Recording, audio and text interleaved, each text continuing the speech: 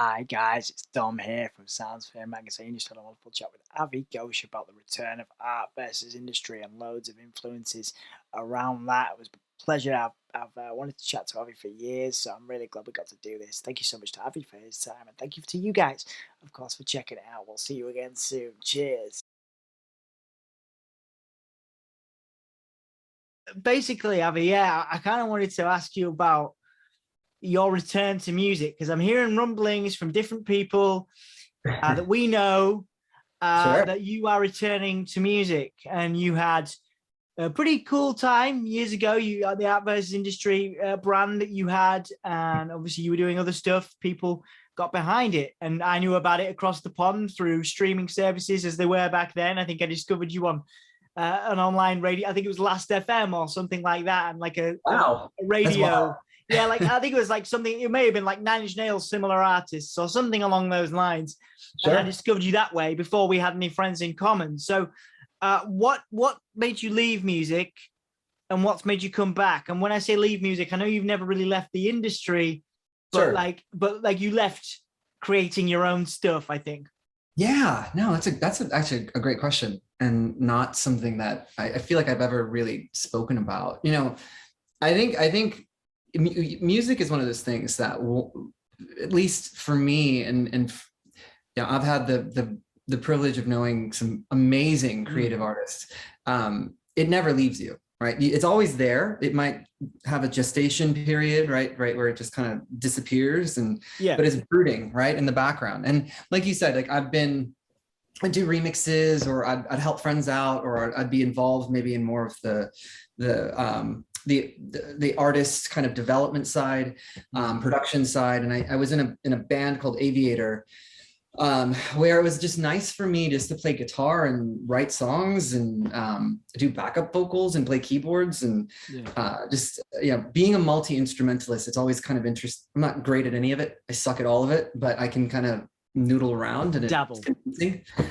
It just ends up, I've always been a studio rat, right? So that was kind of interesting. But for me, it was just really the balance of right around the time that art versus industry was kind of winding down. My drummer was moving to Houston, and we were thinking about becoming sort of this virtual, we'll fly and play shows.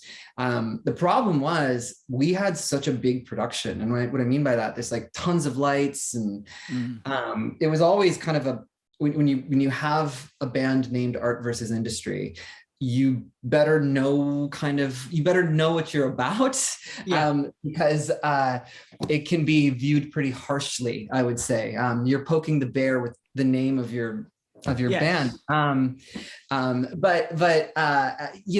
It for me, if I'm going to do it, it has to be exactly true to the vision, or I Yeah. won't do it at all. And that's really what it's been. My work outside of music was starting to kind of increase a bit. Right. And I just, I don't like half-assing things. So I ended up, it's like, let me focus in on this for a little bit. Let me see how that goes. Kind of keep music kind of in the background, like in the, not that it's less important, but it's not something, when I write music, it's intended to be performed and experienced live. And Yeah. I knew that wasn't in the cards for a while, because I was, we talked about kind of prior to this, was I'd be in like 2 or 3 cities a week. It's hard to run a live band when you're literally living off of an airplane. So that was kind of, I would say the pandemic was the first time I was like, holy crap, are we gonna make it? What is this, the plague?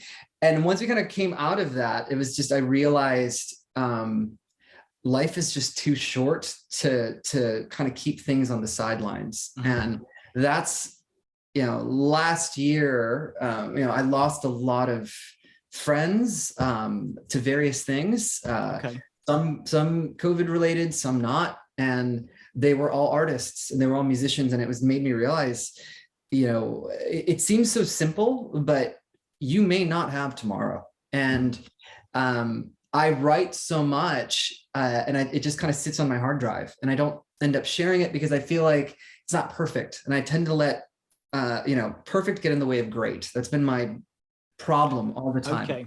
Yeah. And I just kind of let some of it go. Right. And last year, after I kind of made a commitment to myself, I have a lot to say and I don't end up saying it. And that was another thing for the last few years. I don't feel like I had much to say. That wouldn't have come off as just a very, very angry old man. That was kind of the lens of my perception. And I was like, no one wants to listen to this. No one wants to hear it complain. And then I realized, no, I think some people do want all of us feel the same thing. Right. If art isn't moving us forward, then what is? So it was just, it was the timing of life, the timing of the world, and just me kind of really convincing myself that now or never, right? And that's what brings us to today. So that's why I've been really serious about getting some music out and sharing.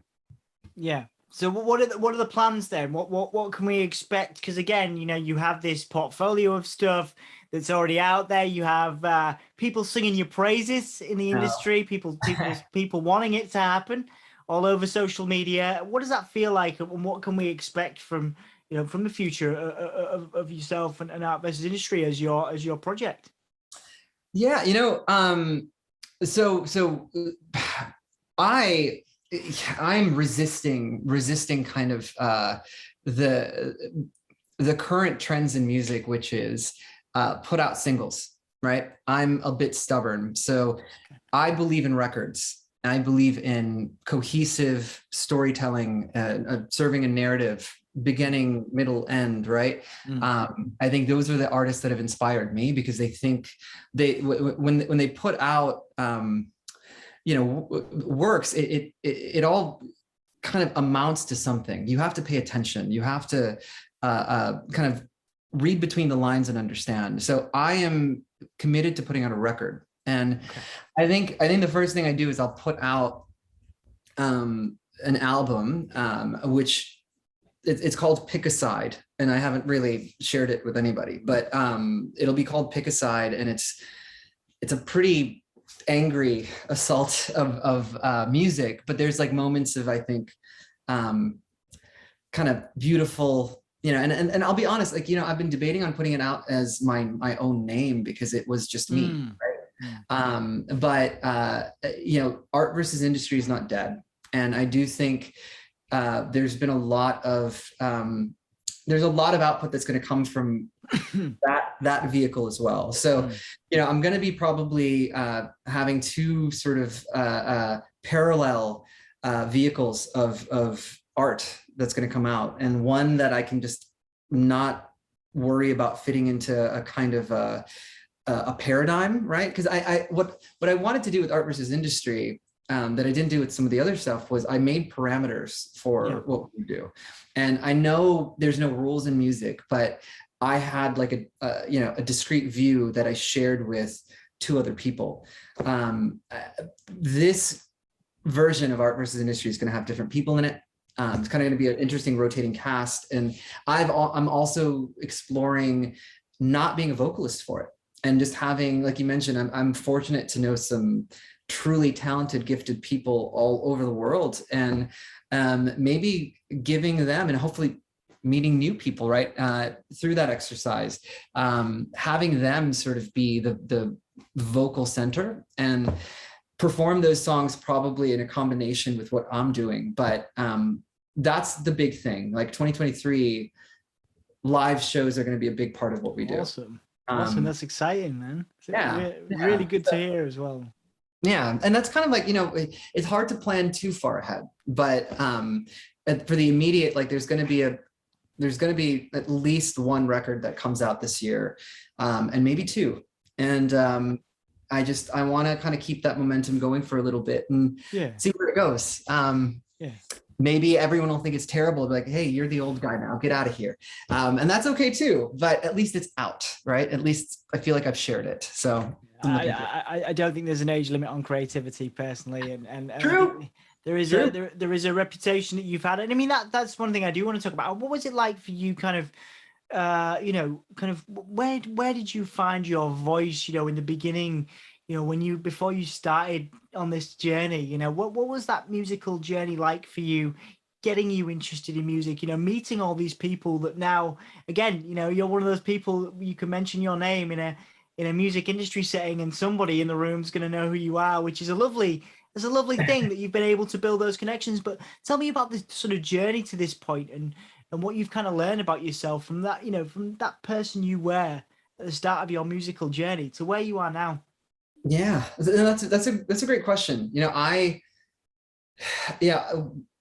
Growing up, I lived a very interesting childhood that kind of forced me. I was very isolated. And what I mean by that is, I'm an only child, and I very close to I've got lovely, encouraging family that always encouraged music. And I was classically trained on piano and violin, and we moved a lot. Then I was a jazz drummer for a few years, if you could believe that. And then I realized I wasn't going to get any girls playing. How wrong I was when I was 13. I was like, nobody likes piano players and violin players, and I want a guitar. So I taught myself how to play guitar and bass. And then right around that time, I was like 13, we were moving to Mississippi. And I don't know if you know much about the state of Mississippi, but it's a very, if you type in Mississippi sometime in Google and look at the history, it's a very disturbing legacy of that state. And I would love to say that things were very, very different when I did move there, though I would say Mississippi was a great place for me to learn how to relate to anybody, right? It's so easy. In the other kind of communities I was growing up in, we had similar interests, and culturally we were all aligned. In Mississippi, wasn't the case, and I felt even more. I always say this interesting story to kind of give people an idea of why I felt isolated. My first day in school in Mississippi, I go to the cafeteria, and half of the cafeteria's Black kids, half of the cafeteria is white kids, and they're all segregated. And I'm the brown kid. So I'm like, where do I go? And I realized I had purple hair, and I was wearing fishnets, and I was that weirdo and pigtails and stuff. And when I was 13, right, my mom was doing my black nails before I would go to school. Wow, that's lovely. That's cool. It was great, right? Yeah, but I mean at home, but it sounds like it was quite awkward in school. To have that environment at home is wonderful, but then when you go out of that into the school environment, well, to that point, so it really did force me to. I didn't relate to anybody that I was with, right? And I felt like I would be, throw whatever insult you can, and I'm sure they thought it. Surprisingly enough, I was also like, I wore these crazy steel toe boots, and I was intimidating, right? I was like 6'3" as a 13-year-old, and people were like, what is this? This is scary. He's always in black. I don't understand, but he's getting straight A's in all the physics and math. I'm confused. Who is this guy? Nobody understood me. So it forced me to isolate. And the reason I share this story is like, that's where I learned how to record music. I had all these instruments. There was really no one that knows what frontline assembly is, or a Skinny Puppy, or the stuff that I was really into, or even like bands like the Tea Party, and even like something like Korn, right? Which I really loved new metal as a kid. Nobody was listening to that stuff. It was more like, very, very commercial, like everybody only listened to Blink-182. So I had to isolate, and it forced me to discover the world of the internet. And at an early age, right, when I was 13, 14, 15, there's a site called mp3.com. This is way before MySpace. There's another site called iuma.com. It was like an independent music artists website that you can post on. Cool. And I started just teaching myself how to record stuff using primitive primitive tools like Cool Edit Pro, really basic, right? And treating my computer as a tape deck and exploring and putting music out, and people were discovering it. And at an early age, I think I realized the power of networking on the internet. And when you do that at that kind of forefront of that point in my life, right? You get to kind of where I am now, like 20 years later, 25 years later. God, I'm really dating myself here, aren't I? You realize that all of those people that were listening, they grew up with you, and they all ended up in the music industry, or they knew what my music was. And then it's that subconscious kind of realization. And it's took a kind of a life of its own, because like Dom, similar to what you're saying, like I'll end up going to places and people know who I am and my name, and I have no idea why they do. And I'm like, what? And it might be not even related, but they heard that one song on something 10 years ago, which is, again, it's a very flattering thing, but it's also, I just think it's something really powerful about the global connection of music, and how, you know, we were part of that generation that really kind of, you know, were comfortable with releasing music in a rapid way to the general public that could be consumed instantaneously. Yes, and yes. Not second guessing it, right? Like most other artists before our times did. Yeah, interesting point, and that's, you know, one thing I did want to ask, you know, as a follow-on for that, you say, you know, you obviously went through that period of releasing music and experimenting, and that must have been, you know, such a cool time for you. What was it like, I guess, kind of, because again, you're very creative from my understanding of you. You get to travel a lot. What are the realities that you learn about the music industry during that time that you wish, you know, you'd known maybe now, you know, some of the realities, because your life looks cool, like, you know what I mean? Like, you look cool, your life looks cool, you know, you put out cool music, but some of the realities that perhaps people don't see, that perhaps you wish you'd have known. Do you know what I mean? Like, things that you know now that you wish you'd known then, because you're flying everywhere, you're doing all this stuff, but it's hard to live like that as well. But to the you know, to the outsider, I guess it seems perception, isn't it? It's perception in the music industry. It always, and it's so interesting because, you know, these little devices have kind of forced us to only share the good, right? Some people share maybe the not so good, but I think as human beings, we all have our own set of issues and troubles. So we like to kind of frame the good stuff, like we want the dopamine hits, right? But that's a very, very good, I mean, it's a very astute question, because I haven't really thought about that. And I would say the biggest thing for me that I learned probably the hard way is momentum is something that is very, very hard to create. And when you have that groundswell, be ready. You know, be ready to you know, be prepared and ready for it, and don't necessarily you know, let what I said earlier, let perfect get in the way of great. That was my biggest issue, right? I would say my biggest problem is every single detail, right down to like the font that was being used on the artwork that no one really gives a shit about because they're listening to it in their AirPods anyway, and the artwork is just on MP, like on a iTunes file.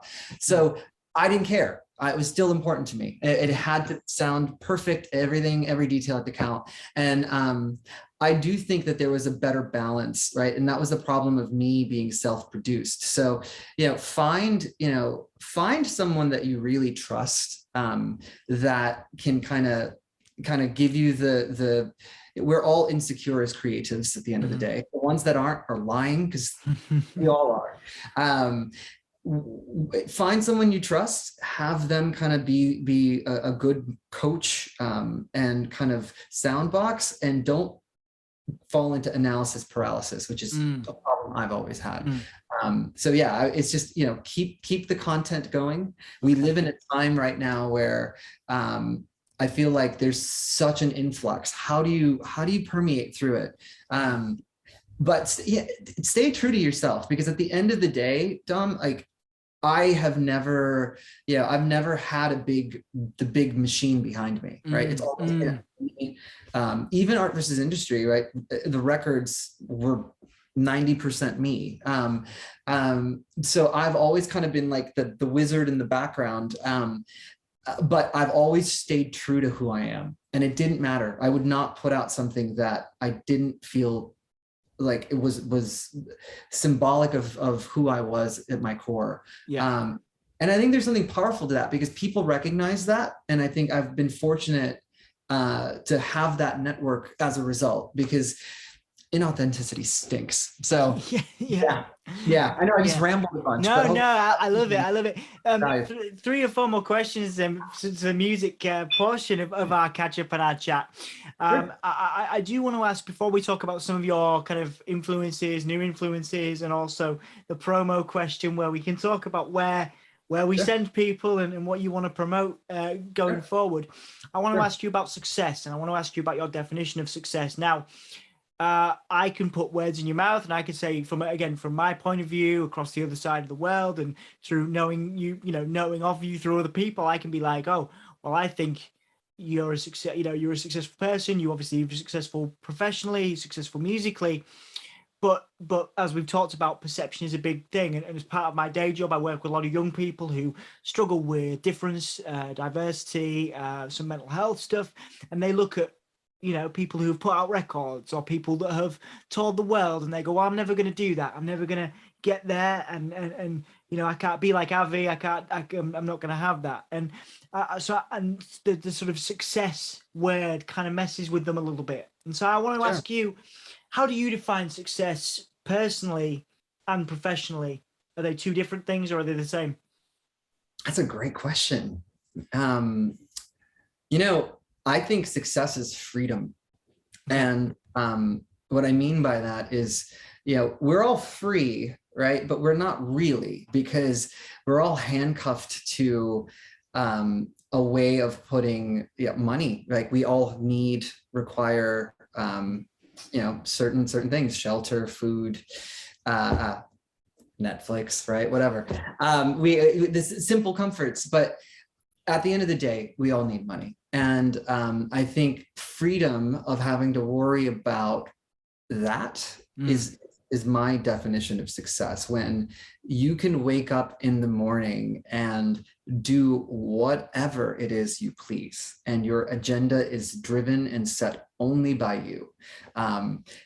That is what I consider the ultimate success. Now, I feel like that's a very utopian thing. Very few people can get to it. So I've had to humble myself a bit on that expectation. And I think, because like you mentioned, right, when you set, I'm always about leaving the bar very high, but when you set kind of an expectation for yourself that is maybe unrealistic, it can lead to, I would say, the more negative side of, like, am I not good enough? Why am I not meeting it? Right. And that kind of, you end up in that kind of the mental cycle. So I would say my revised definition of success now is the ability to, support yourself, right, in a manner of comfort, and take care of the people that you care about. And I think if you're able to do that, the rest, whatever you pursue should kind of come. But having that foundation, that grounding, right, that humility is what I think is success for me now. It's not about material wealth. It's really about mental peace. And the mental peace that you get is for me, it's from knowing that the people that I care about, if they need something, if I'll be able to help, right? I'll be able to contribute. I'll be able to, make their lives better. And if I'm able to do that, I feel like that's good. That's a good place to build off of. And then, I haven't given up yet. I want to get one day to a point where I don't have to worry about money. I think we all want to get there one day, but absolutely. Yeah. I mean, there's obviously a lot more, I'm sure we'll do another part of this, in the future, when some of that art versus industry stuff is is out, which I'm very excited about, and I know other people are. Can you talk me through then how your influences have changed? Because again, I discovered you in the peak of my gothness, and my, you know, my love for industrial music. And you mentioned your Frontline Assemblies and your Skinny Puppies. That was when I discovered Art versus Industry, you know, 10, 15, 20, whatever years ago now, again, dating myself. Oh, And but things change over time. no. And obviously, you know, we talked off camera about, you know, our love for Nine Inch Nails and stuff, and that's that's a state. But some for me personally, but some of those influences, some of those, you know, some of those bands that I used to listen to, I don't listen to so much anymore, and my influences have changed as a person. So I'm going to ask you, because this is about you, this is about Art versus Industry. Have your influences changed, sonically, personally, etc.? And what you know, in what ways are those musical influences and creative influences inspiring this new Art versus Industry material? Yeah, that was a very interesting point. Yeah, my influences, I would say, have not really changed too much. And what I mean by that is, I felt like the era of music I was exposed to is so timeless, and it was so future forward. Like, I mean, like you mentioned, Nine Inch Nails is your favorite band, right? I when I listen to a record like The Fragile, I still don't think anything is caught up to it. No, right? I agree. I've been searching my whole life for an equivalent. Nothing's caught up to that. And it set such a hype, not even himself, right? Trent Reznor himself has not been able to recreate what that was. And I think he shouldn't even try, because that is magic, right? That is a moment in time with the right people and the right tools and the right headspace to create something that I think will live on. I think people 100 years from now are going to listen to that and be like, holy shit, how did they make that? Yeah. Don't try to recreate The Fragile. Like, I don't think you ever can. That was just, like, again, it's just a special moment of time. And I really think, like, I think I mentioned, it was like 100 years from now, people are still going to look at that record as just a magical moment. But what I really appreciated about him was, kind of relating it back to what we were talking about me kind of living in Mississippi in isolation. He wrote the playbook on DIY, in my opinion. Like, he did it all himself, and he did not need anyone. It was just a perspective and an authenticity and a will, right, to get his vision out there. And that gave me hope as like a 12, 13-year-old kid living in a backwards state, I would say, where, and I don't mean to hate on it, because I owe a lot to Mississippi, but it was, it still is, right, the highest in like teen pregnancy, the lowest in education. Like, it has all of those things going for it. That unfortunately hasn't changed. I didn't relate to people, and someone like Trent, if he could do The Fragile on his own, hey, I could maybe do something, right? I had like an 8-track and Cool Edit Pro, and I was at it. So he's always going to be, I think, a great kind of reference. But I'm like, I love music as a whole. Like, I love everything from the Spice Girls. Oh, absolutely. Right. Like Bryan Adams, Shania Twain. I listen to that music just as much as I listen to Frontline Assembly or Switchblade Symphony or I would say like my primary influences are still very similar, right? Like, I love Typo Negative. It's been interesting. It's been interesting to see that band finally get recognized. Funny story, the drummer of Typo Negative is the guy who I had the good fortune of meeting them when I was 12. In a few different settings, and the drummer, his name was Johnny Kelly, and I love drumming, and I know you appreciate that because you're a fantastic drummer yourself. I was like, I can't. How did you get some of this stuff? Like, what were you doing? He was like, Avi, everything on those records was programmed. I'm like, wait, what? Typo Negative uses a drum machine? I was like, no, that can't be real. He's like, no. literally all programmed. And you keep in mind, this is like 1999, right? So long time ago. But and he showed me, he was like, yeah, so he wrote me these like emails and was giving me ideas. I'm like, well, we work with velocities and things like that to make it feel real, but it isn't. And my mind was like, I have a drum machine. I can do this. So, you know, they're always going to be a huge influence, but, you know, like things like Depeche Mode and Duran Duran. Yeah, like I'm naming all these like legacy artists, but they were what shaped me. And I still think their music is so good. I'm a sucker for pop music, but recent, you know, I've been getting into, and I know it's embarrassing to say this, but like, I really love this kind of underground. It doesn't feel that underground anymore, but like the trap, kind of trap core industrial, like they're all kind of come together. Like Ghostmane was an artist that really, I'll be honest, like I wanted to resist it. I'm like, what is this? Same. Right? I did the same thing. That visually though, like visually, you can't. It's brilliant. You know, it's brilliant. You can't deny it. You can't deny it. Creativity. There's a guy in the UK called Scarlord, and I think he has X's in his name. And to me, obviously, it's so far beyond what we were listening to when we were younger. But like it's so the way that the digital, you know, the inspirations of you know, it's all inspired by the same stuff. And but it's fascinating because it's literally live. They're like, no, I can do this with my laptop and just go out there and you know, make a festival bounce of thousands of people, just me and a microphone and my laptop, and maybe, you know, someone manning that. And I think that's fascinating, you know, rather than like trying to coordinate full bands, which in industrial and electronic music can be very difficult, you know. It can. But you know what I really, something that I remember, I think I was telling my girlfriend this, you know, when I was a 12, 13, 14-year-old kid, I was seeing, like, I saw, I think, 9 Inch Nails for the first time when I was 13. I saw Marilyn Manson when I was 12 for the first time. And, you know, opinion on the guy aside, because, you know, he's I don't know. And I tend not to try to make comments on things that are litigated, but there was something undeniably powerful about that era of music, what we were growing up in, and it's a visceral experience.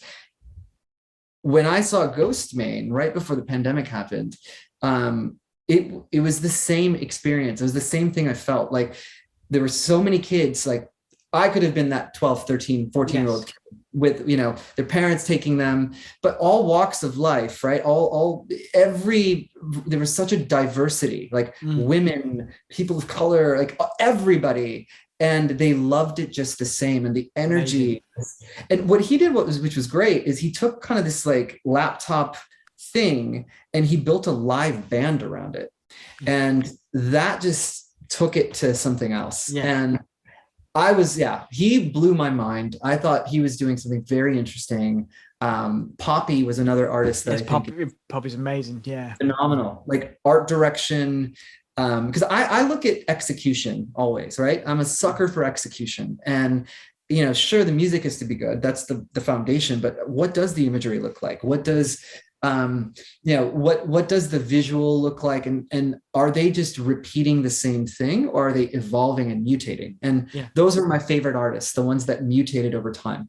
You know, like I think, another thing I'm kind of going back to a lot is I listen to a lot of Fiona Apple, a lot of Tori Amos. Oh, beautiful. You know, just the kind of, my biggest thing is, if I had to say, like, I am a sucker for female artists, hands down. Like, I love female artists, like of all varieties, whether it could be Sade or Sarah Brightman, Bjork, named my dog after the Icelandic goddess. Of course. But yeah, like I can just keep kind of going down the line, but they are most of my favorite artists are female fronted. You know, as you know, like I think one of my favorite, I think current just powerhouse voices in music right now is what Sammi is doing, you know, not just under her own name. She did with Bullet Height, just phenomenal. so and Losers was another kind of in that family of music. Good people. Yeah, Young Legionnaire was another kind of like Paul, I loved. Code name is Milo. Like Paul is just a brilliant. As far as I'm aware, he's still stuck in the desert somewhere, but I hope he's okay. Yeah. He's good. He's good. He's out in the LA.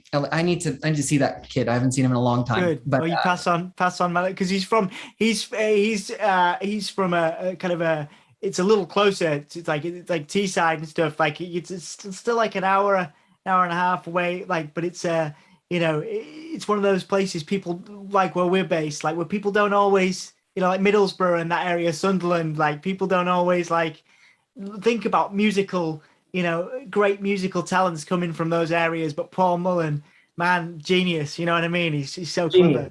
Him and Tom do, but just him, like what a creative, just brilliant soul. But yeah, it's his Sunderland. That's his team. So it's great, but that's what I mean. I'm glad he's found, again, a great environment out there. He deserves it, and I think that's, so you're talking about your influences there. You're drawing from old stuff, but you're also, you're finding new stuff all the time, which I think is great. A testament to your kind of creativity as well. You're too kind. What about you, Dom? What are you loving right now? Well, there's a lot of stuff, and obviously, I can sit and reel stuff off, the things that I'm listening to, things that I'm passionate about. I mean, like in terms of the things that we grew up on, when I found Losers, it was great. There's a band called Officers who, unfortunately, they toured with Gary Newman for a while. They were on the Blacklist soundtrack. They were on, they toured with Placebo. They're fantastic. I'll send you the record when we finish this. Officers are fantastic. There's so much stuff I'd have to go through the place, but this is about you, Avi. And I have one more question to round off. Obviously, again, we can talk music for ages, and I'm sure we will continue to do so. I do love, like I say, I love Sammy's work. I'm very privileged to have going back to those influences. Very privileged to have worked with Sammi and booked Losers and got to meet them that way, and just a wonderful, it's a wonderful community that you and I are a part of. Worlds apart, I guess, geographically, but it's fantastic that this kind of alternative community has embraced you, as a musician, and me, in terms of my work in journalism. We've been able to have the privilege to work with all kinds of artists and people like yourself, and it's a great honor. So that's a long-winded way of me getting around to my last question, which is, what is your message to those people that have supported you in your career as art versus industry before your hiatus, before your break, and now you are coming back to it? What is your message to those people that are going to come back to you and support you and hopefully do that for many more years to come? It's a privilege that and an honor, right? To even have, I feel like the ultimate economy is your attention right now, and to gift someone your time and your attention which is what real art, at least art that we really cherish, it requires a lot of the listener, right? It's not easy listening, I would say. So I'm very grateful and very thankful. I think just a quick point on what you said, how amazing is it that we've been part of a community that's embraced what I would say is the outsider, yes, right? In a world that's increasingly getting more nationalist, it's getting more tribal, it's getting more nativist, right? We were parts of communities that it didn't care what color, what orientation, what age. We accept everyone, right? Absolutely. And I was so fortunate to be part of that. And I'm sure you feel the same way. Oh, absolutely. Yeah, absolutely. I mean, having obviously I'm very privileged in a lot of ways, but like I say, growing up with cerebral palsy and having my sort of disability and difference, and being welcomed into a community that didn't sort of shun me away, and I grew up, as you mentioned, obviously very, very different experiences in a lot of ways. But growing up in sort of school where you sort of you are kind of shunned, and sort of, you know, people are a little bit afraid of you, you know, and I sometimes, you know, I still get that, which is still weird, but in the you know, in the main, the alternative community has always been very welcoming, and I'm sorry for going off point. No.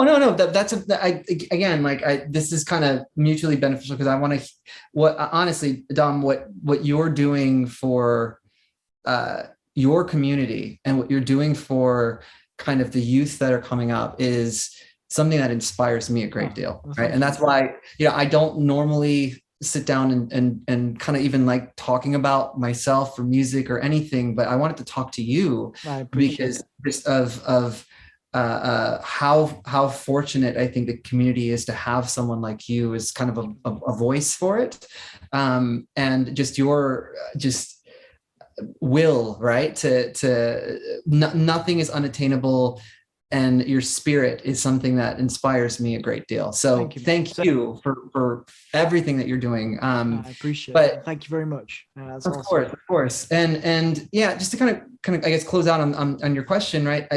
If I had any message, is really just one of gratitude, right? I think there's a lot of music that's going to be coming out under various vehicles. Names don't matter, but I think it's all going to come from my head to a certain degree, and I'm excited, and I hope everyone else is as well. And I hope you know, you stick with it. You know, I worry some of the stuff that will come out may end up feeling a little unlistenable. And, you know, I think challenging listeners has always been something that's inspired me.